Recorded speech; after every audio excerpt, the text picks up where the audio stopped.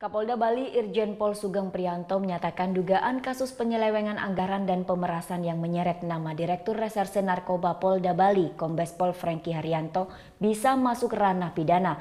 Sementara terkait sanksi pemenyatan, Kapolda Bali menjelaskan pimpinan akan mengambil tindakan sesuai mekanisme yang ada di Polri.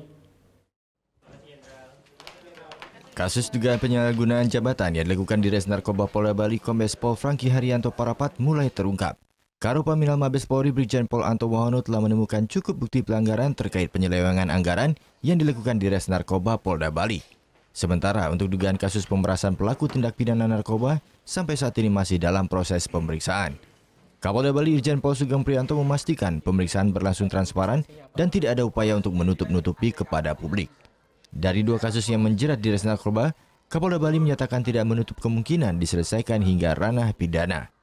Ada yang namanya sidang kode etik dan sebagainya. Kalau pelanggaran hukumnya itu pidana, mungkin ditingkatkan lagi, bukan hanya sidang pelanggaran kode etik. Itu ada mekanisme, ada prosesnya. Sampai dengan yang ditanya tadi, apakah akan diganti, itu nanti terakhir.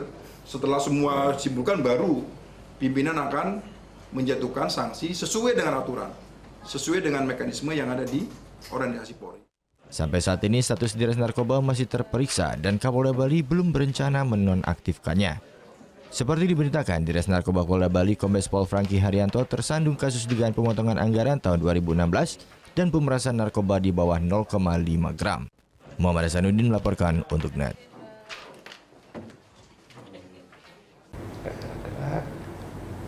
Oke, sekarang udah. Udah selesai kan nontonnya? Nah, jadi jangan lupa buat like, komen, dan subscribe ya.